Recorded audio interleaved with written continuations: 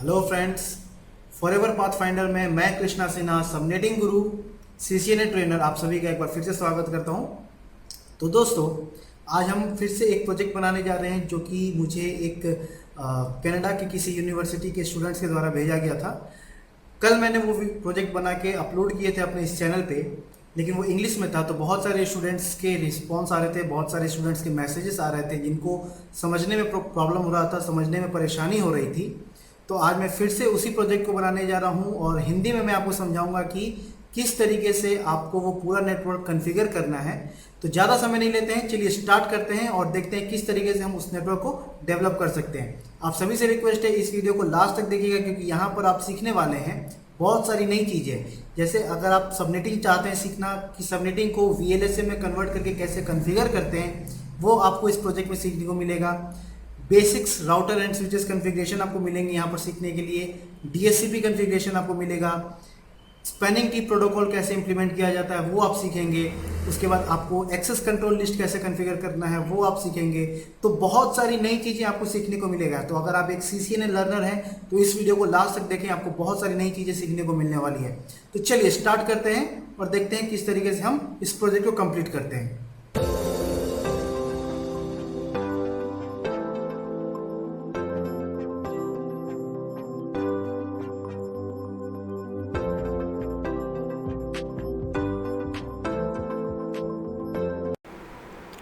हाँ, तो दोस्तों हम आ चुके हैं हमारे कंप्यूटर स्क्रीन पे और चलिए स्टार्ट करते हैं आज के इस प्रोजेक्ट को। तो आप स्क्रीन पे देख पा रहे होंगे हमारे सामने एक प्रोजेक्ट खुला हुआ है जो कि मुझे वो जो कनाडा के यूनिवर्सिटी के कोई स्टूडेंट्स हैं उन्होंने मुझे भेजा है। तो इस प्रोजेक्ट में हमें करना क्या है, टास्क क्या करने हैं, आप देख पा रहे होंगे ऊपर में टास्क लिखा हुआ है। मैं आपको समझाने के लिए इसको यहाँ पर मैंने कॉपी कर रखा है। तो यहाँ पर हमें बेसिकली करना क्या है, सबसे पहले तो हमारे पास एक IP दिया गया है 192.168.1.0/24। ये एक क्लासफुल IP एड्रेस हमें दिया गया है, ये पूरा नेटवर्क हमें दिया गया है। हमें इसी नेटवर्क को ब्रेक करके, सबनेटिंग करके, VLSM करके इस पूरे नेटवर्क में इम्प्लीमेंट करना है। तो अब हम प्लानिंग करते हैं, क्योंकि किसी भी नेटवर्क को स्टार्ट करने से पहले आपको प्लानिंग करनी होती है कि आपको उसको कॉन्फ़िगर करना कैसे है। तो सबसे पहले हम यहाँ पर जो कॉन्फ़िगर करने जा रहे हैं, हम सबसे पहले यहाँ पर स्पैनिंग ट्री प्रोटोकॉल को इम्प्लीमेंट करेंगे। नंबर 1 में हम स्पैनिंग ट्री प्रोटोकॉल को इम्प्लीमेंट करेंगे। क्यों? क्योंकि सबसे पहले हमारा आता है फिजिकल कनेक्टिविटी। तो स्पैनिंग ट्री जब हम कॉन्फ़िगर करते हैं तो ये करता क्या है, ये एक किसी भी स्विच के लूप को ट्री में ब्रेक करने का काम करता है। तो जब हम फिजिकल कनेक्टिविटी करेंगे तो हमें ये ध्यान रखना है कि जोन 1 में हमें एक ऐसा कॉन्फ़िगरेशन करना है कि वहाँ पर एक स्विचिंग लूप तैयार हो जो कि ऑटोमेटिक एक ट्री में ब्रेक होगा। तो हमें वो चीज़ को यहाँ पर ध्यान रखना है। सबसे पहला हम इसको, जो कि ऑलरेडी किया जा चुका है, आप अगर ध्यान देंगे इस नेटवर्क में तो आप देख पा रहे होंगे कि जोन 1 में एक स्विचिंग लूप तैयार किया गया है और ये जो पोर्ट है स्विच का, आप ये पोर्ट जो देख रहे हैं ये ऑटोमेटिक डाउन हो रहा है, मतलब ये एक लूप को ट्री में ब्रेक कर रहा है। अब जब हम स्पैनिंग ट्री पार्ट में आएंगे तो हम सीखेंगे कि किसी भी स्विच के कॉन्फ़िगरेशन में क्या चेंजेस करते हैं और हम कैसे जो स्विच पोर्ट ब्रेक हो रहा है, डाउन हो रहा है, उसको हम कैसे चेंज कर सकते हैं। तो हम इस प्रोजेक्ट में उसकी बात नहीं करेंगे। हमारा टास्क था कि एक स्पैनिंग ट्री प्रोटोकॉल इंप्लीमेंट होना चाहिए, जो कि हमने कर दिया है। सेकेंड नंबर पर हम जो करने जाएंगे वो क्या करेंगे, हमें इसको इस तरीके से ब्रेक करना है, सबनेटिंग करनी है कि हम इस IP को, इस नेटवर्क को यूज़ करके पूरे नेटवर्क में कॉन्फ़िगर कर सके। मतलब अलग अलग नेटवर्क में हम इस नेटवर्क को यूज़ करके हमें VLSM के थ्रू IP कॉन्फ़िगर करने हैं। थर्ड नंबर पे जो हमारा आएगा वो हमारा बेसिक्स, जो हमारा राउटिंग कॉन्फ़िगरेशन और स्विचिंग कॉन्फ़िगरेशन होगा वो हम करेंगे। तो सबसे पहले हम कॉन्फ़िगर करेंगे R1 को, फिर करेंगे R2 को, उसके बाद करेंगे R4 को, देन हम लोग आएंगे R3 पे। क्योंकि हमें R3 में, आप ध्यान दे रहे होंगे कि R3 में जो है वो हमें VLAN तैयार करने हैं। तो R1, R2 और R4 का जो कॉन्फ़िगरेशन होगा वो सेम होगा। मैं आपको R1 जो है वो कॉन्फ़िगर करके एक्सप्लेन करके बताऊंगा, बाकी R2 और R4 को मैं इस वीडियो को फास्ट फॉरवर्ड करके सेम चीज़ कॉन्फ़िगर करना है तो मैं उसको फास्ट फॉरवर्ड कर दूंगा ताकि आपको दिखे और मैं जल्दी जल्दी उसको कॉन्फ़िगर कर पाऊँ ताकि वीडियो लंबा ना हो। उसके बाद हम R3 में जब कॉन्फ़िगरेशन में आएंगे तो फिर से मैं आपको एक्सप्लेन करूंगा कि हमें VLAN कैसे बनाने हैं और हम सीखेंगे कि VLAN कैसे कॉन्फ़िगर करना है। और यहाँ पर एक चीज़ जो मैं नया ऐड करने जा रहा हूँ कि हम सभी राउटर में DHCP के थ्रू IP प्रोवाइड करेंगे ताकि हर नेटवर्क में जितने भी PC हैं उनको मैनुअली हमें IP देने की ज़रूरत ना पड़े, वो ऑटोमेटिक IP प्रोवाइड कर दे। तो ये चीज़ हम नया यहाँ पर सीखने वाले हैं जो कि टास्क में नहीं है, बट हम अपने सुविधा के लिए यहाँ पर DHCP भी कॉन्फ़िगर करेंगे और आपको सिखाएंगे। उसके बाद जब राउटिंग कॉन्फ़िगरेशन हो जाए तो फिर हमें स्टैटिक राउटिंग करानी है ताकि एक राउटर दूसरे राउटर के साथ कम्युनिकेट कर सके। स्टैटिक राउटिंग कंप्लीट होने के बाद तब हमें इन दोनों पार्ट में आना है और हमें कॉन्फ़िगर करना है एक्सेस कंट्रोल लिस्ट ताकि हम जोन 4 के जो PC हैं उनको सर्वर 1 के साथ कम्युनिकेशन हम रोक सकें, बाकी सर्वर 2 के साथ, सर्वर 0 के साथ ये कम्युनिकेट कर पाए और बाकी कोई भी दूसरे जोन के नेटवर्क है, जोन 1 या फिर जोन 3 के जो भी नेटवर्क हैं वो आराम से दोनों ही सर्वर के साथ कम्युनिकेट कर पाएंगे। तो इस तरीके से हमें कॉन्फ़िगरेशन करना है। और यहाँ पर आप देख पा रहे होंगे 6 नंबर पे वही चीज़ दिया हुआ है, each and every machine should accessible maintaining 5th condition, मतलब आपका दूसरे नेटवर्क के जो भी दूसरे जोन के जो भी कंप्यूटर्स हैं वो सर्वर के साथ कम्युनिकेट कर पाएँ, दोनों ही सर्वर के साथ कम्युनिकेट कर पाएँ एक्सेप्ट जोन 4 के PC को छोड़कर। चलिए, तो सबसे पहले मैंने आपको बताया कि हमें स्पैनिंग ट्री इंप्लीमेंट करना है जो कि मैंने ऑलरेडी कर दिया है। यहाँ पर आप देख पा रहे होंगे स्पैनिंग ट्री यहाँ पर इंप्लीमेंट हो चुका है। तो हमारा सेकेंड नंबर टास्क था कि हमें अब इस हिसाब से ब्रेक करना है इस नेटवर्क को ताकि हम सभी जगह IP दे पाएँ। तो हमें क्या करना होगा, हम मान लेते हैं, हम एज्यूम करते हैं कि हमें ये देखिए राउटर एक नेटवर्क इधर है हमारा, दूसरा नेटवर्क इधर है, तीसरा नेटवर्क इधर और चौथा नेटवर्क इधर है। किसी भी नेटवर्क में हमारे पास मैं देख पा रहा हूँ कि 3-4 PC से ज़्यादा नहीं है, तो मैं एज्यूम कर लेता हूँ कि मैक्सिमम 6 PC हो सकते हैं। तो उस हिसाब से हम सबनेटिंग करने जा रहे हैं। तो हम कैसे करेंगे, मैं अपने हर सेशन में जो भी मेरे लाइव सेशन जो मैं बनाता हूँ डेली 2:30 से 3:30 के बीच में, और मैं बहुत अच्छी से एक्सप्लेन कर चुका हूँ कि किसी भी जब हमारी होस्ट की रिक्वायरमेंट होती है तो हम होस्ट को ध्यान में रखते हैं और हमें पता है कि होस्ट का जो फॉर्मूला होता है वो 2n-2 होता है। तो अगर हमें 4 या 5 या 6 PC चाहिए तो हमें नंबर ऑफ़ बिट्स ऑफ कितने करने पड़ेंगे। तो यहाँ पर हम देख पा रहे हैं कि नंबर ऑफ़ बिट्स अगर मैं 2 कर देता हूँ तो हमें टोटल होस्ट कितने मिल जाएंगे, 6 होस्ट मिल जाएंगे। अगर हम यहाँ पर 2 करते हैं तो हमें सिर्फ 2 ही होस्ट मिलते हैं। और यहाँ पर आप देख पा रहे हैं कि हमें किसी नेटवर्क में 3-3 होस्ट की भी रिक्वायरमेंट है, तो हमारा रिक्वायरमेंट फुलफिल नहीं होता, इसीलिए मैंने यहाँ पर 3 बिट को ऑफ किया है। तो हम यहाँ पर क्या करने जा रहे हैं, सभी नेटवर्क में जो सबनेट मास्क लेंगे वो 255.255.255.248 लेंगे, क्योंकि हमने 3 बिट्स को ऑफ किया है। 3 बिट्स को ऑफ करने का मतलब क्या है, 8, 8, 8 एंड यहाँ पर 5, लास्ट ऑक्टेट में हमने 3 बिट्स को ऑफ कर दिया है। तो हमें सबनेट मास्क मिल गया। तो ये सबनेट मास्क हम जोन 1, जोन 2, जोन 3 और जोन 4 में यूज़ करने वाले हैं। ये हो गया हमारा कि हम किस तरीके से इसको ब्रेक करेंगे। अब हमारे पास जो IP दिया गया है वो क्या है, 192.168.1.0/24। अब हम चलें इसको थोड़ा ब्रेक कर लेते हैं।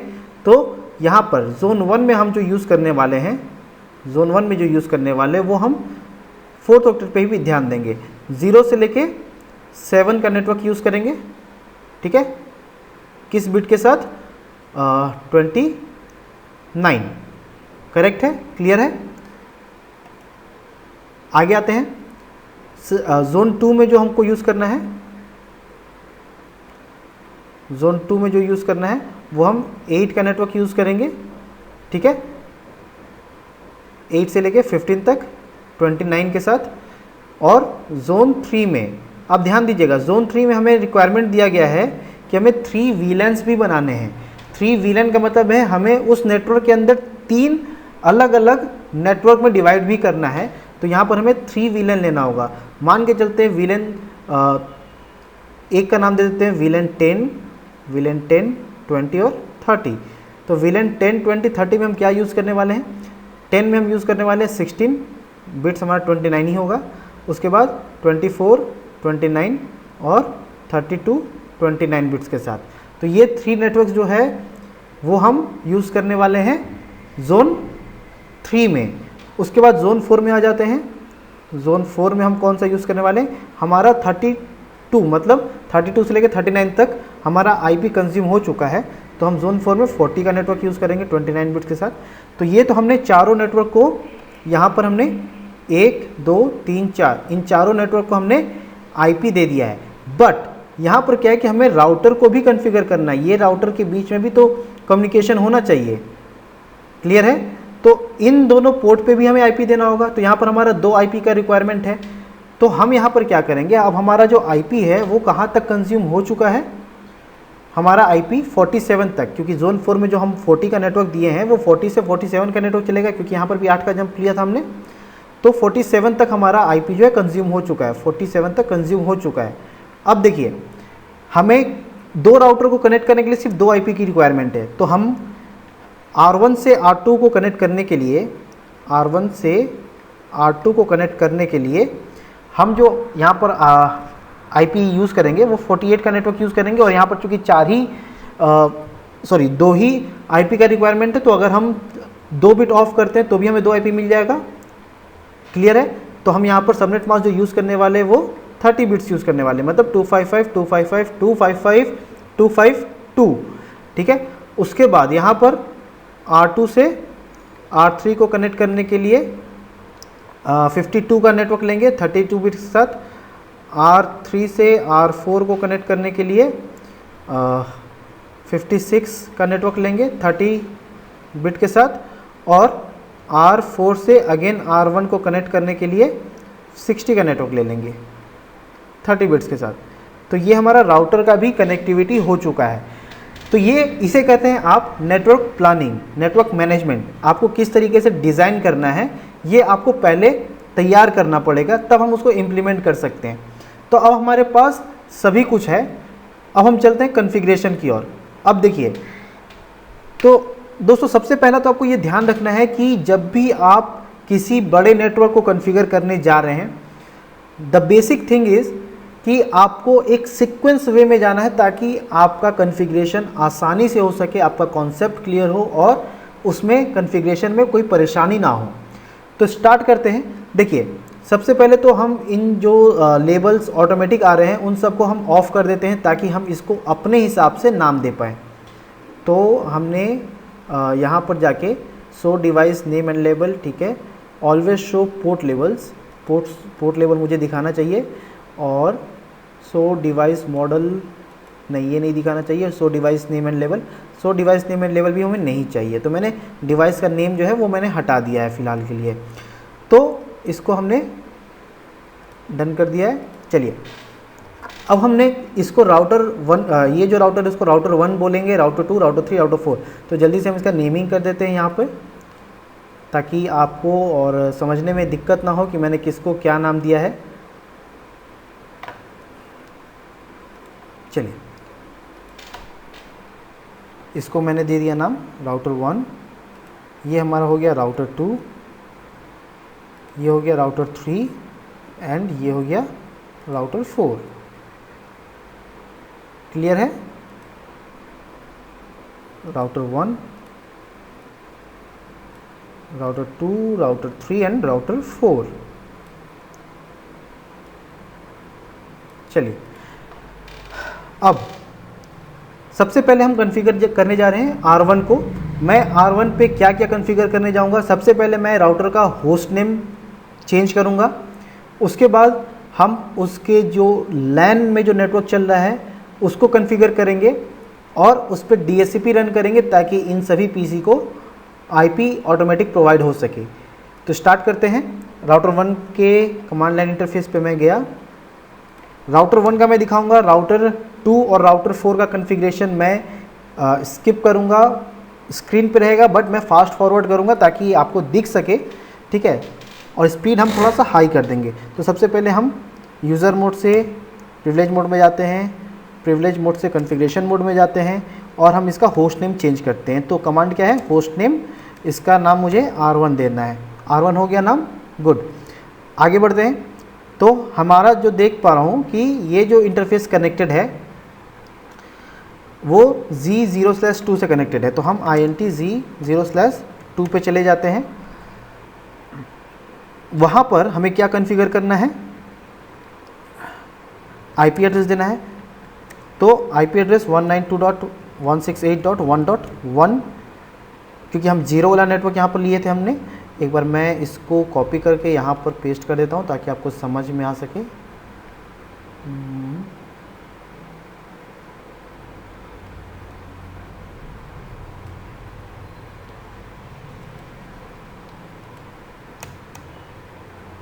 ये मैंने लिख दिया है और इसको मैं थोड़ा सा ड्रैग करके इधर ले आता हूँ ताकि हम देख पाएँ। तो हम है राउटर 1 में, और हमने यहाँ पर आप देख पा रहे होंगे स्क्रीन पे, इसको मैं थोड़ा सा जूम इन कर देता हूँ ताकि आपको क्लियर दिख सके। Very good. तो राउटर 1 में जो कॉन्फ़िगरेशन हमें करना है, जोन 1 में वो 0 का नेटवर्क चल रहा है, तो यहाँ पर हमें 1.1 IP दे दिया मैंने इसको, और 255.255.255.248 ये हमारा सबनेट मास्क हो गया। और चूँकि राउटर का जो भी पोर्ट्स होता है वो बाय डिफ़ॉल्ट डाउन होता है, तो हमें इसे नो शट करना होगा ताकि वो अप हो सके। चलिए, तो पोर्ट हमारा अप हो चुका है। मैंने क्या किया, होस्ट नेम दिया, IP एड्रेस दिया, और हमने पोर्ट को अप कर दिया। अब यहाँ पर हमें DHCP चलाना है, तो IP DHCP इंटरफेस मोड से बाहर आ जाते हैं पहले, IP DHCP पूल, और चूँकि ये जोन 1 है तो मैं इसका कोई नाम दे देता हूँ, जोन 1 दे देते हैं। और यहाँ पर जो हमारा नेटवर्क चलने वाला है वो 192.168.0.0 का नेटवर्क चलने वाला है, और सबनेट मास्क जो होगा 248 होगा। ये नेटवर्क किस पोर्ट पे इम्प्लीमेंट होगा तो हमें वो चीज़ बताना होगा। तो डिफ़ॉल्ट राउटर के जिस पोर्ट पे हमारा IP जो है वो 1.1 है। देखिए यहाँ पर एक प्रॉब्लम होगा कि जो IP एड्रेस जो हम लोग ले रहे हैं वो 0.0 1.0, इस पर आपको ध्यान देना है। तो यहाँ पर देखिए मैंने गलती से 0.0 दे दिया है, तो इसको हमको हटा के नो करना होगा, और हम फिर से इसको 1.0 का नेटवर्क दे देते हैं। अगर यहाँ पर कॉन्फ़िगरेशन में दिक्कत होती है तो आपका नेटवर्क सेटअप सही से नहीं होगा और आपको प्रॉब्लम्स होना शुरू हो जाएगा, फिर आपको ट्रबल शूट करना पड़ेगा। तो हमने दे दिया है, और फिर डिफ़ॉल्ट राउटर 192.168.1.1, जिस राउटर के जिस पोर्ट पे 1.1 नेटवर्क चले उस पर ये DHCP रन करेगा। तो चलिए देख लेते हैं कि ये DHCP के थ्रू अब IP प्रोवाइड कर रहा है या नहीं कर रहा है। हम PC1 में जाते हैं, देखते हैं IP कॉन्फ़िगरेशन में जाते हैं, DHCP के थ्रू IP मिल रहा है या नहीं मिल रहा है। बिल्कुल मिल रहा है, 1.2 मिल गया, और डिफ़ॉल्ट गेटवे जो है 1.1 हो गया। और फिर PC2 में जाते हैं, डेस्कटॉप में जाते हैं, IP कॉन्फ़िगरेशन में जाते हैं, DHCP में जाते हैं, देखते हैं मिलता है या नहीं मिलता है। बिल्कुल मिल गया है। और फिर थर्ड PC को भी हम दे देते हैं, बिल्कुल मिल गया है। ठीक है, वेरी गुड। आगे बढ़ते हैं, अब हम राउटर 2 पे आते हैं। राउटर 2 में जो सर्वर है, ये सर्वर 0 और सर्वर 1, इनको हम मैन्युअली IP देंगे, ताकि जब भी नेक्स्ट टाइम जब मैं ये प्रोजेक्ट को ओपन करूं, हमारा टास्क क्या है कि सर्वर 0 जो है वो कम्युनिकेट करना चाहिए किसी भी नेटवर्क से, लेकिन सर्वर 1 जो है वो जोन 4 के PC से कम्युनिकेट नहीं करना चाहिए। तो अगर IP जो है वो DHCP के थ्रू अगर चेंज हो जाता है तो फिर से कम्युनिकेशन में प्रॉब्लम होगा। तो हम इसको स्टैटिक IP देंगे, DHCP के थ्रू नहीं देंगे। तो चलिए, जैसा कि मैंने कहा था कि राउटर 1 में दिखाऊंगा, राउटर 2 और राउटर 4 को मैं जल्दी कॉन्फ़िगर करने जा रहा हूं। ठीक है, उसके बाद फिर हम राउटर 3 पे जब आएंगे तो मैं आपको एक्सप्लेन करूंगा। चलिए जल्दी से कर लेते हैं।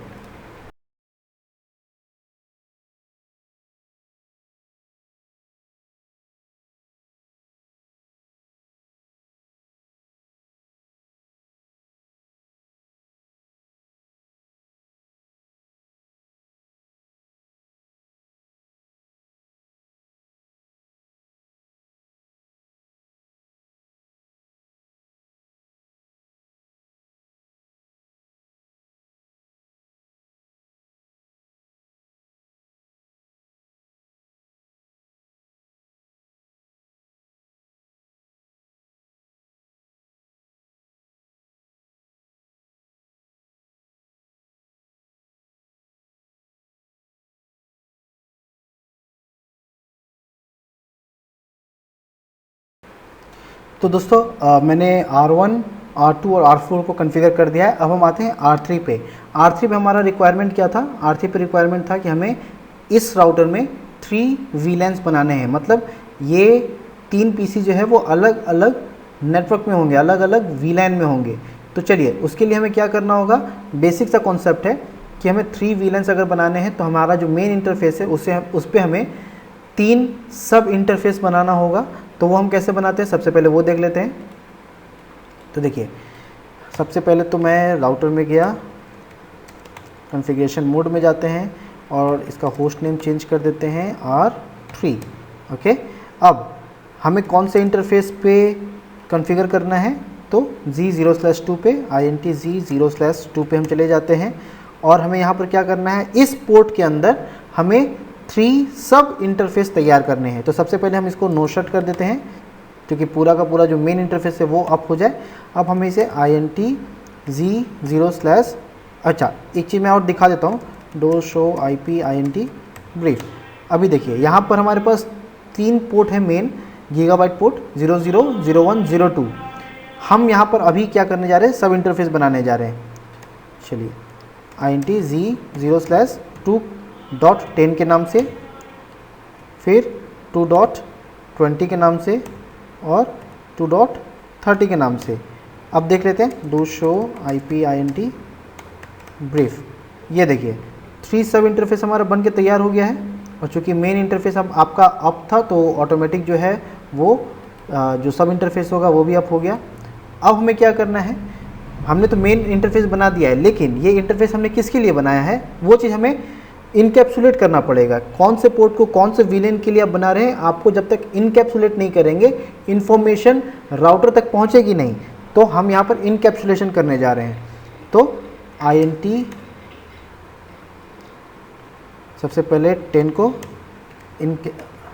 इनकैप्सुलेशन.1Q 10 के साथ इनकैप्सुलेट कर देते हैं और पोर्ट 20 को VLAN 20 के साथ इनकैप्सुलेट कर देते हैं और 30 को 30 के साथ इनकैप्सुलेट कर देते हैं। राउटर के ऊपर VLAN बनाने का जो प्रोसेस है वो हमारा कंप्लीट हो चुका है। क्या करना है, हमें सब इंटरफेस बनाना है और उसको आपको उस जिस VLAN के साथ आपको उसको कम्युनिकेट कराना है आपको कॉन्फ़िगर कर देना है वहाँ पर इनकैप्सुलेशन। चलिए अब हम स्विच पे आ जाते हैं। स्विच पे क्या कॉन्फ़िगर करना है, तो यहाँ पर हमें, क्योंकि स्विच का जितने भी पोर्ट होते हैं वो बाय डिफ़ॉल्ट अप होते हैं, कॉन्फ़िगरेशन मोड में हम आ जाते हैं। हमें यहाँ पर क्या करना है, INT, अच्छा यहाँ पर भी आप देख लें, show VLAN, do show VLAN। ये देखिए अभी यहाँ पर ये जो बाय डिफ़ॉल्ट होते हैं वो VLAN आपको यहाँ पर दिखाई दे रहे होंगे और यहाँ पर आपको स्विच पोर्ट भी दिखाई दे रहा है। ये कौन कौन से VLAN में स्विच पोर्ट है, अभी सारे के सारे जो हैं वो VLAN 1 में ही आपको दिख रहे होंगे। क्लियर है? तो स्टार्ट करते हैं। यहाँ पर हम पहले सबसे पहले VLAN बनाते हैं। तो VLAN 10 नेम दे देते हैं A, VLAN 20 नेम दे देते हैं B, VLAN 30 नेम दे देते हैं C। तो मैंने 3 VLAN बनाया, तीनों को नाम दे दिया। फिर से देख लेते हैं, डू शो VLAN। अब देखिए यहाँ पर मैंने ABC 3 VLANs बना दिए हैं। अब हमें क्या करना है, अब हमें यहाँ पर कौन से पोर्ट को किस VLAN में असाइन करना है। तो हम मान लेते हैं यहाँ पर कि ये जो पोर्ट है हमारा FA0/2, इसको VLAN 1 में डाल देते हैं, इसको VLAN 2 में डाल देते हैं और इसको VLAN 3 में डाल देते हैं। तो यहाँ पर हमारे पास पोर्ट जो दिख रहा है INT FA0/2 switch port access VLAN 10 के लिए हमने उसको एक्सेस दे दिया, असाइन कर दिया, और 3 को हमने VLAN 20 में असाइन कर दिया और 4 को हमने VLAN 30 में असाइन कर दिया। तो ये 3 जो पोर्ट थे हमारे जो कनेक्टेड हो रहे थे PC से, उनको मैंने असाइन कर दिया है। एक बार हम चेक कर लेते हैं, डू शो VLAN।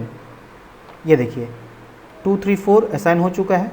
अब हमारे पास क्या है रिक्वायरमेंट कि हमने स्विच पे कुछ VLANs बनाए हैं। अब ये VLANs की जो भी इंफॉर्मेशन स्विच के पास है ये राउटर तक कैसे पहुंचेगा, राउटर तक पहुंचेगा इस पोर्ट के थ्रू। तो हम ये मान लेते हैं, आपको समझाने के लिए मैं आपको एक्सप्लेन कर रहा हूँ ताकि आपको याद हो जाए। हम ये मान लेते हैं कि स्विच के नीचे ये एक बड़ा सा नेटवर्क चल रहा है, ठीक है, ये इस पूरे नेटवर्क का खाना है, भोजन है। तो स्विच जो है ये हाथी एक बड़ा सा नेटवर्क है, ये एक पूरा हाथी का एक नेटवर्क है।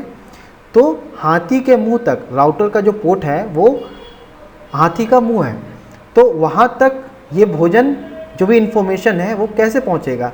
तो हाथी जो भी खाता है वो अपने सूंड से खाता है। तो हमें क्या करना है, इस पोर्ट को, जिस पोर्ट के थ्रू स्विच जो है वो राउटर के पोर्ट तक इंफॉर्मेशन पहुंचाएगा, उस पोर्ट को हमें ट्रंक पोर्ट करना है, ठीक है। ट्रंक हमें किसको कहते हैं? ट्रंक, हाथी के सूंड को। तो बस हमें ये समझ लेना है कि इसका जो भी इंफॉर्मेशन है वो राउटर तक पहुंचाने का जो भी पोर्ट काम कर रहा है उस पोर्ट को हमें ट्रंक पोर्ट बना देना है। चलिए आते हैं INTFA0/1 switch port mode trunk, हो गया, बिल्कुल सही। तो हमारा जो VLAN कॉन्फ़िगरेशन का जो रिक्वायरमेंट था वो हमने पूरा कर दिया है। अब आते हैं इन सभी को IP देने की बात। तो चूंकि यहाँ पर 3 VLAN चल रहा है तो अलग अलग VLAN के लिए हमें अलग अलग DHCP रन करना पड़ेगा। तो स्टार्ट करते हैं। IP DHCP pool VLAN 10, VLAN 10 के लिए हम DHCP चलाने जा रहे हैं। नेटवर्क कौन सा यूज़ होगा? 192.168.1.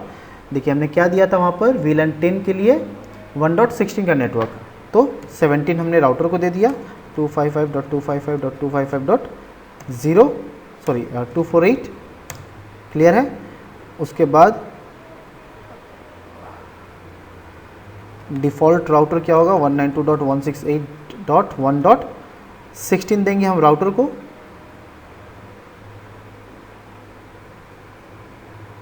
सॉरी, यहाँ पर हमें नेटवर्क बताना था, मैंने IP दे दिया है, तो ये जो होगा इसको हमने नो करना है, क्योंकि नेटवर्क तो 16 का है ना, तो हमने नो करके इसको फिर से कॉन्फ़िगर करेंगे और यहाँ पर हम नेटवर्क 16 का देंगे। और राउटर पे जो IP होगा डिफ़ॉल्ट राउटर वो 192.168.1.17 होगा। क्लियर है। उसी तरह अब दूसरा DHCP बना लेते हैं, IP DHCP पूल VLAN 20, और वहाँ पर जो नेटवर्क चलेगा वो हमारा 24 का नेटवर्क चलने वाला है। तो 24 का नेटवर्क हमने दे दिया है, और उसका जो राउटर होगा डिफ़ॉल्ट वो 25 होगा। क्लियर है। उसके बाद 30 के लिए DHCP बना देते हैं, और उसका जो IP होगा राउटर का वो 30 का ही राउटर होगा, ठीक है। VLAN 32 का नेटवर्क होगा, ओके। और राउटर को जो IP देंगे वो हम 33 देंगे। क्लियर है। अब हम राउटर के जो इंटरफेस है उस पर भी IP दे देते हैं, INT0/2.10 जो हमने बनाया था उसको IP एड्रेस देने जा रहे हैं हम 192.168.1.17, ओके। 255.255.255.248 हो गया। 20 वाले पोर्ट को हम VLAN 20 का नेटवर्क देंगे जो हमारा 25 है, 25, और 30 वाले को हमें, आपको हमेशा ध्यान रखना है कि आपको एक सीक्वेंस ऑर्डर में चलना है ताकि कोई भी चीज़ छूटे नहीं, मिस नहीं हो। यहाँ पर हम 33 दे देंगे। क्लियर है, डन। अब देखिए चेक कर लेते हैं इन सभी को मिल रहा है नहीं। हमने इस वाले PC को VLAN 1 में डाला था, तो VLAN 1 में कौन सा नेटवर्क चल रहा है हमारा?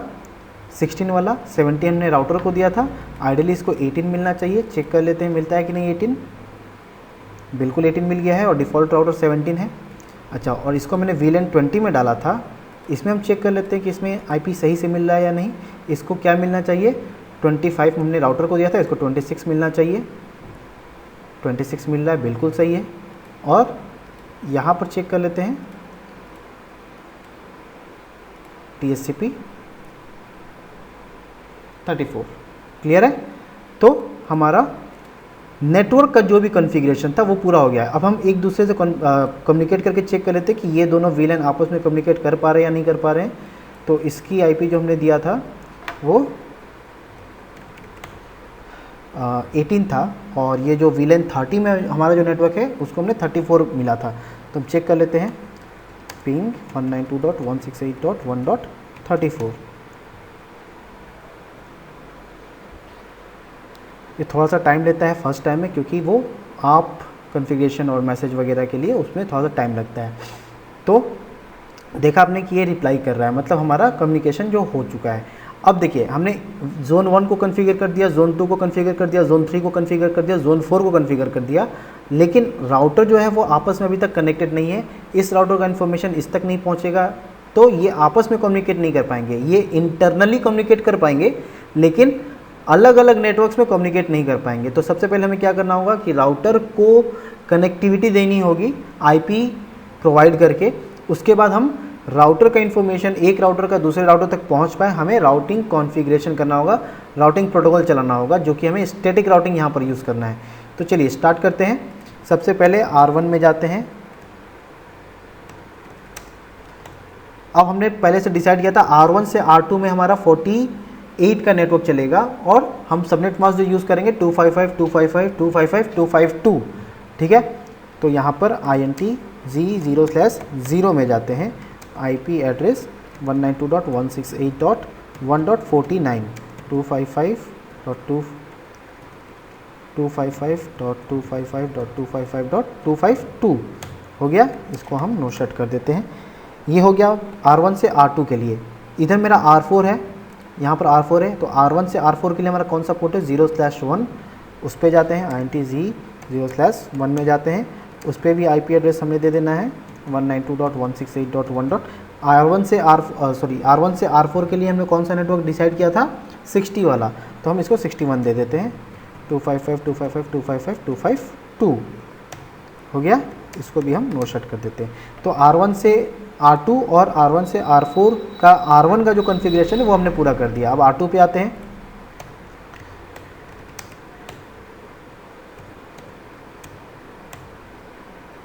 अब R1 से R2 G0/0 से कनेक्टेड है, INT G0/0। यहाँ पर हमने IP एड्रेस क्या देना है, 192.168. R1 से R2 पे हमने कौन सा नेटवर्क डिसाइड किया था, 46 वाला। 47 मैंने इस राउटर को दिया था, तो यहाँ पर 48 दे देते हैं, 1.48, 255.255.255.252। अच्छा, यहाँ पर डॉट दे दिया है मैंने गलती से, इसको हटाएं, हो गया। एक मिनट, R1 से, अच्छा 48 था ना, 48 था तो मैंने 49 इसको दिया था, यहाँ पर 50 देना होगा।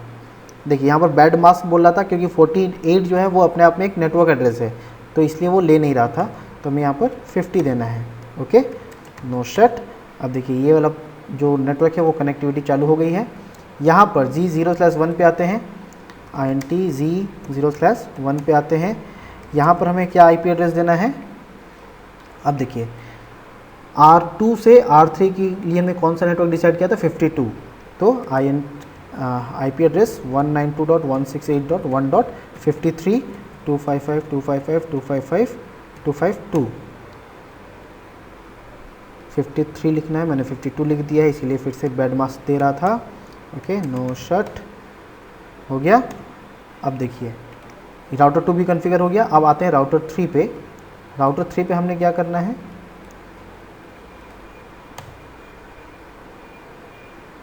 INT G0/1, जो कि राउटर 2 से कनेक्टिविटी दे रहा है। तो यहाँ पर हमने कौन सा नेटवर्क यूज़ किया है, 52 वाला। 53 हमने राउटर को दिया है, उस वाले राउटर को R2 को, R3 को 54 देंगे। तो IP address 192.168.1.54, okay, 255.255.255.252, no shut कर दिया है हमने। अब आते हैं R3 के बाद फिर R4 पे, सॉरी R3 और R4 के बीच में जो कनेक्टिविटी हो रही है वो किस तरीके से हो रही है, R3 और R4 के बीच में G0/0 के थ्रू हो रहा है। तो INT G0/0 पे जाते हैं और वहाँ पर IP एड्रेस हमें क्या देना है, R3 R4 में 56 का नेटवर्क चल रहा है, मतलब 57 देंगे, 192.168.1.57, 255.255.255, 252, नो शट कर देते हैं। तो R3 का भी कॉन्फ़िगरेशन हमारा पूरा हो चुका है। आते हैं R4 पे। R4 पे हमें क्या करना है, इनेबल कॉन्फ़िग टी INT। अब देखिए यहाँ पर हमें R4 पे G0/1 को कॉन्फ़िगर करना है। पहले G0/1 पे IP एड्रेस क्या होने वाला है, R3 से R4 के बीच में जो कनेक्टिविटी थी वो 56 का नेटवर्क चल रहा था, 57 हमने R3 को दिया था, 58 इसको देंगे, तो 192.168.1.58 255.255.255.252 हो गया, नो शट कर देते हैं। और फिर हमारा R4 to R1 जो नेटवर्क कनेक्टिविटी वो दे रहा है वो G0/0 से दे रहा है, तो INT G0/0 पे जाते हैं, IP एड्रेस पे जाते हैं 192.168. यहाँ पर हमने कौन सा नेटवर्क लिया था, R4 से R1 के लिए 60 वाला, मतलब 61 मैंने उस राउटर को दिया था, तो इसको 62 दे देते हैं, हो गया, नो शट। तो हमारा आप देख पा रहे हैं कि ये राउटर का भी कॉन्फ़िगरेशन पूरा हो चुका है। अब हमने क्या करना है, सिर्फ और सिर्फ क्या बचा है, हमारा जो टास्क था मैं आपको एक बार दिखा दूँ। हमारे लिए जो टास्क दिया गया था वो है ये चीज़। तो इसमें हम लोगों ने अभी तक क्या क्या कॉन्फ़िगर कर लिया है, ये देखिए, ये टास्क पूरा हो चुका है, ये पूरा हो चुका है, VLAN हमने बना लिया है, स्टैटिक राउटिंग, अब हमें आना है स्टैटिक राउटिंग करना है और एक्सेस कंट्रोल लिस्ट कॉन्फ़िगर करना है। तो हम पहले राउटिंग प्रोटोकॉल चला के स्टैटिक राउटिंग कंप्लीट कर लेते हैं। तो सबसे पहले R1 पे जाते हैं। हमेशा ध्यान रखना है आपको कि स्टैटिक राउटिंग हो या स्टैटिक राउटिंग में जो भी डायरेक्टली कनेक्टेड नेटवर्क है हमें उस नेटवर्क का इन्फॉर्मेशन प्रोवाइड नहीं करना है, क्योंकि राउटर के पास ऑलरेडी राउटिंग टेबल में उस नेटवर्क का इन्फॉर्मेशन है। हमें जो नेटवर्क डायरेक्टली कनेक्टेड नहीं है उस नेटवर्क के बारे में इन्फॉर्मेशन देनी है। तो यहाँ पर हम क्या करने जा रहे हैं, ये राउटर से ये नेटवर्क और ये नेटवर्क कनेक्टेड है, हमें इसके बारे में बताना है, इस नेटवर्क के बारे में, इस नेटवर्क के बारे में और इस नेटवर्क के बारे में। तो क्या करने जा रहे हैं हम,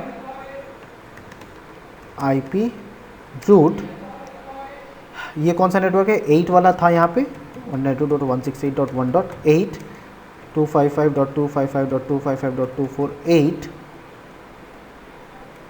इसका हमें इंफॉर्मेशन G0/0 से जाएगा, ठीक है। अब देखिए, क्योंकि दोनों पॉइंट जो है वो G00 है, इसलिए यहाँ पर ले नहीं रहा है, ठीक है। तो हमें यहाँ पर क्या करना है, या तो आप पोर्ट के थ्रू दे सकते हैं, या फिर अगर पोर्ट पे नहीं ले रहा है तो आप नेक्स्ट होप का जो IP एड्रेस है यहाँ पर वो हम दे सकते हैं। तो यहाँ पर G00 पे कौन सा IP है, देखिए G00 पे है 1.50, तो हमने 1.50 प्रोवाइड करना है, 192.168.1.50 हो गया। अब मतलब मैंने ये बताया इस राउटर को कि 1.8 पे अगर जाना हो तो 1.50 के थ्रू जाओ आप, ठीक है।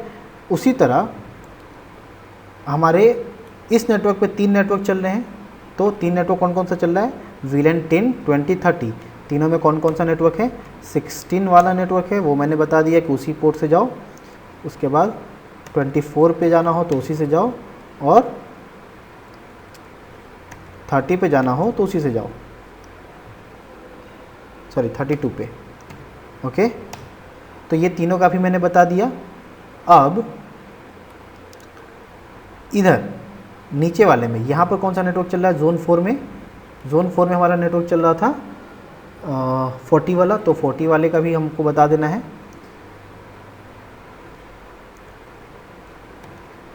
40 पे भी आप उसी पोर्ट से जाओ।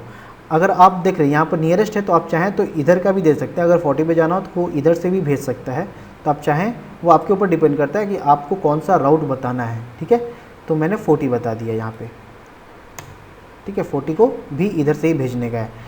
ये राउटर का कॉन्फ़िगरेशन कंप्लीट हो गया। अब हम राउटर 2 पे आते हैं, IP राउट, इसको क्या बताना है, इस राउटर 2 वाले को हमको क्या बताना है, इसके बारे में बताना है 192.168.1.0 255.255.255.248। अच्छा, अब देखिए, मैं चाहता हूँ कि यहाँ से कोई पैकेट यहाँ तक आए, तो यहाँ से कहीं भी कोई भी पैकेट जाए तो वो इधर से ही जाए। आप चाहें तो यहाँ का भी दे सकते हैं, मैं चाहता हूँ कि यहाँ से मतलब एक सीक्वेंस में मैं डालना चाहता हूँ कि कोई भी पैकेट बस ये क्लॉकवाइज ही घूम के जाए। तो यहाँ पर मैं बता रहा हूँ कि सभी रूट को मैं इस पोर्ट से फॉरवर्ड करूँगा, सभी पैकेट को इस पोर्ट से फॉरवर्ड करूँगा। तो यहाँ पर हमारा कौन सा IP है, G0/1 पे, 0/1 पे है हमारा 54, तो हम 54 IP दे देंगे, 192.168.1.54 के थ्रू जाए। ओके, और ये मैंने जोन 1 का नेटवर्क बता दिया उसको। अब जोन 3 का नेटवर्क बता देते हैं। जोन 3 पे हमारा 3 नेटवर्क्स चल रहा है।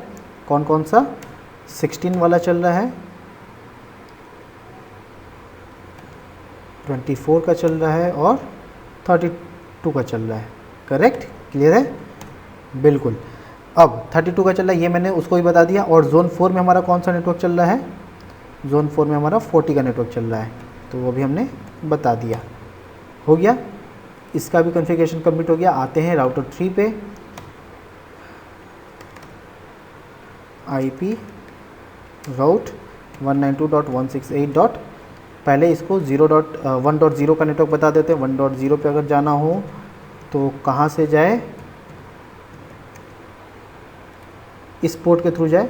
तो ये पोर्ट 0/1 का IP क्या है, 58, तो हम 58 से फॉरवर्ड करेंगे उसे 192.168.1.58। क्लियर है। अब 1 का मैंने बता दिया। फिर जोन 2 में जो नेटवर्क चल रहा है वो हमारा कौन सा नेटवर्क चल रहा है, 8 वाला, उसका भी मैंने बता दिया। और जोन 4 में जो चल रहा है वो हमारा 40 का नेटवर्क चल रहा है, वो भी हमने बता दिया। इसके और इसके बारे में बता दिया। बाकी के 3 नेटवर्क जो हैं वो तो इसके खुद के हैं, तो उसमें कोई ज़रूरत नहीं है। आते हैं इसमें,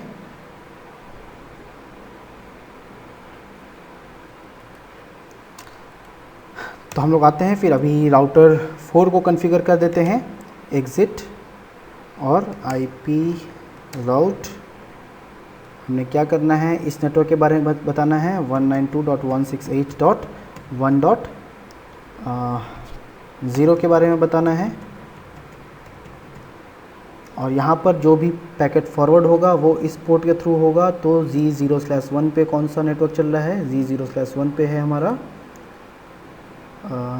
G0/1 पे 61, तो 61 दे देते हैं, 192.168.1.61 हो गया। उसके बाद जोन 2 का जो नेटवर्क है उसके बारे में मैं बता देता हूँ इसको। फिर जोन 3 का जो नेटवर्क है वहाँ पर 3 नेटवर्क हमारा चल रहा है, 16, 24 और 32। डन। चलिए अब एक बार हमारा राउटिंग प्रोटोकॉल जो है वो पूरा हो चुका है। मैंने राउटर 1, R2, R3, R4 सबको कॉन्फ़िगर कर दिया है। अब एक बार हम कनेक्टिविटी चेक कर लेते हैं कि वो आपस में कम्युनिकेट कर पा रहे हैं या नहीं कर पा रहे हैं। तो ये हमारा सर्वर 0 है, ये सर्वर 1 है।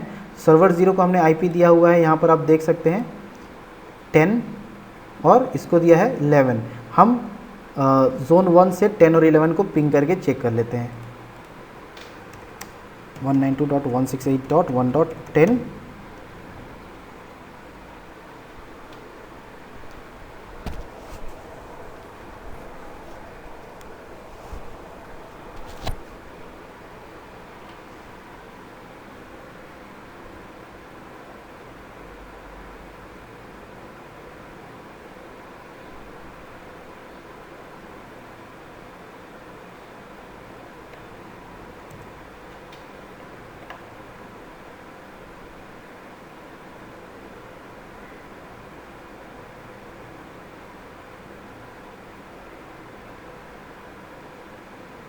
क्योंकि मैंने रूट जो है वो थोड़ा सा लंबा बताया है, तो इसीलिए इन्फॉर्मेशन आने में थोड़ा सा समय लगा। वही अगर मैं यहाँ से इस राउटर से इसका नेटवर्क अगर मैंने इधर से बताया होता तो ये तुरंत जो आप है वो कंप्लीट हो जाता और ये तुरंत रिप्लाई दे देता। तो आपने देखा यहाँ पर कि ये आराम से भी रिप्लाई कर पा रहा है। सो 10 पे भी रिस्पॉन्ड कर रहा है और 11 भी मैं चेक कर लेता हूँ। सर्वर 1 जो है, सर्वर 0 और सर्वर 1 जो है वो दोनों ही कम्युनिकेट कर पा रहे हैं नहीं कर पा रहे, वो हम चेक कर रहे हैं जोन 1 से। फिर हम जोन 4 से भी चेक करेंगे जिसे हमें ब्लॉक करना है। देखिए यहाँ पर जोन 1 से दोनों ही सर्वर अभी कम्युनिकेट कर पा रहे हैं। हम इधर से भी चेक कर लेते हैं, जोन 4 से भी चेक कर लेते हैं। पिंग 192.168.1.4 10 रिप्लाई कर रहा है। ये तुरंत रिप्लाई क्यों किया? क्योंकि फर्स्ट टाइम जब यहाँ से पैकेट गया था तो जो पैकेट जा रहा था उसके साथ इन्फॉर्मेशन ऑलरेडी इस तक आ चुका है और इसको पता है कि इसी रूट से जाना है, इसीलिए ये तुरंत रिप्लाई कर दिया है। 1.11 पे भी हम देख लेते हैं, यहाँ पर भी हो पा रहा है, बहुत अच्छे। अब इस नेटवर्क से भी हम चेक कर लेते हैं एक बार, जोन 3 वाले नेटवर्क से पिंग 192.168.1.10 रिस्पॉन्ड दे रहा है और 11 तो 11 भी रिप्लाई दे रहा है। मतलब जोन 1, 2, 3, 4 सभी अच्छे से कॉन्फ़िगर हो चुके हैं और अभी जोन 1, 3 और 4 से हमारे जो जोन 2 का जो दोनों सर्वर है, सर्वर 0 और सर्वर 1, वो दोनों कम्युनिकेट कर पा रहा है। यहाँ पर मैं एक लेबल लगा देता हूँ S0, ये सर्वर 0 है हमारा और ये सर्वर 1 है S1। चलिए, तो अब हमें क्या करना है, हमारा लास्ट जो चीज़ बचा हुआ है यहाँ पर हम देख लेते हैं। जो टास्क हमारा लास्ट बचा हुआ है वो क्या है, स्टैटिक राउटिंग भी कॉन्फ़िगर हो गया है, तो सभी राउटर आपस में कम्युनिकेट कर पा रहे हैं। अब हमें जोन 4 के सभी पीसी को सर्वर जोन 2 के सर्वर 1 के साथ एक्सेसिबल होने देना है और सर्वर 1 के साथ ब्लॉक करना है। क्या करना है, जोन 4 का जितना भी पीसी है वो सर्वर 1 से कम्युनिकेट ना कर सके और सर्वर 0 से कम्युनिकेट कर सके। ये ध्यान में रखते हुए हमें कॉन्फ़िगर करना है कि बाकी के जितने भी जोन हैं वो सभी जो हैं वो सर्वर 1 और सर्वर 0 दोनों से कम्युनिकेट करेंगे। तो यहाँ पर हमें क्या करना होगा, यहाँ पर हमें एक्सेस कंट्रोल लिस्ट कॉन्फ़िगर करना होगा। एक्सेस कंट्रोल लिस्ट हम कौन से राउटर पे कॉन्फ़िगर करेंगे, R4 पे करेंगे, स्टैंडर्ड एक्सेस लिस्ट करेंगे। अब ये क्यों करते हैं, जब आप मेरे क्लास को अटेंड करेंगे तो मैं आपको एक्सप्लेन करूँगा डिटेल्स में। तो यहाँ पर हम आते हैं R4 पे। R4 पे आके हमें कॉन्फ़िगर करना है एक्सेस कंट्रोल लिस्ट। तो हम यहाँ पर सबसे पहले कॉन्फ़िगरेशन मोड में आप जाएंगे। कॉन्फ़िगरेशन मोड में जाने के बाद आप एक्सेस लिस्ट बनाएंगे। हमने एक्सेस लिस्ट बना दिया 10 और वहाँ पर हमने डिनाई किया है, किसको डिनाई किया है, 192.168.1.11 जो कि मेरा सर्वर 1 का IP एड्रेस है, उसको हमने डिनाई किया है।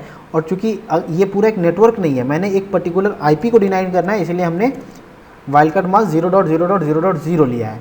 ठीक है, ये एक पर्टिकुलर होस्ट के लिए हमें वाइल्डकार्ड मास्क जब भी लेते हैं तो 0.0.0.0 लेते हैं। ये हमने एक्सेस लिस्ट बना दिया।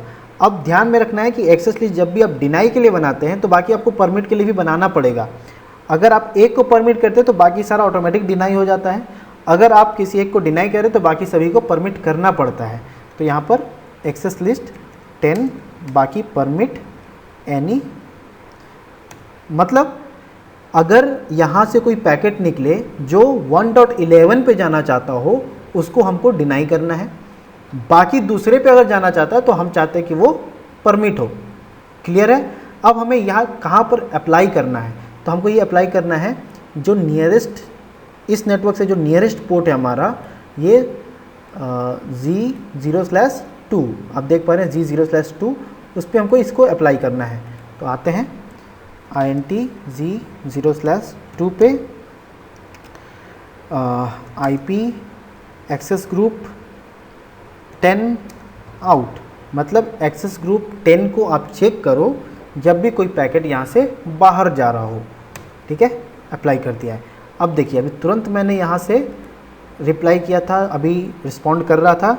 अभी मैं फिर से पहले 10 को करता हूँ और देखते हैं कि रिप्लाई कर रहा है कि नहीं कर रहा है। 10 से रिप्लाई कर रहा है, 11 से चेक कर लेते हैं। 11 से, ये देखिए, उस समय 11 से भी रिप्लाई कर रहा था, अभी यहाँ पर 11 से वो ब्लॉक कर दिया पैकेट को। मतलब इस नेटवर्क से आप आराम से सर्वर 0 के साथ कम्युनिकेट कर पा रहे हैं, सर्वर 1 के साथ कम्युनिकेट नहीं कर पा रहे हैं। अब हम ये दूसरे नेटवर्क के साथ चेक कर लेते हैं कि क्या दूसरा नेटवर्क जो था हमारा रिक्वायरमेंट यहाँ पर, कि बाकी के दूसरे नेटवर्क जो हैं वो सही से कम्युनिकेट करें सर्वर 0 और सर्वर 1 के साथ। तो हम यहाँ से फिर से एक बार चेक कर लेते हैं। मैंने सर्वर 0 के साथ पिंग किया, रिप्लाई आ रहा है, और सर्वर 1 के साथ चेक किया, वहाँ से भी रिप्लाई आ रहा है। क्लियर है। अब हम एक बार इस नेटवर्क से भी चेक कर लेते हैं। सर्वर 0 के साथ रिप्लाई आ रहा है और सर्वर 1 के साथ भी रिप्लाई आ रहा है। तो मतलब हमारा जो भी टास्क दिया गया था यहाँ पर ये सारा कुछ जो है वो कंप्लीट हो चुका है। तो हमारा जो प्रोजेक्ट है वो डन। दोस्तों कैसा लगा आपको ये वीडियो? उम्मीद करता हूँ आपको ये वीडियो बहुत अच्छा लगा होगा और आपको बहुत कुछ सीखने को मिला होगा।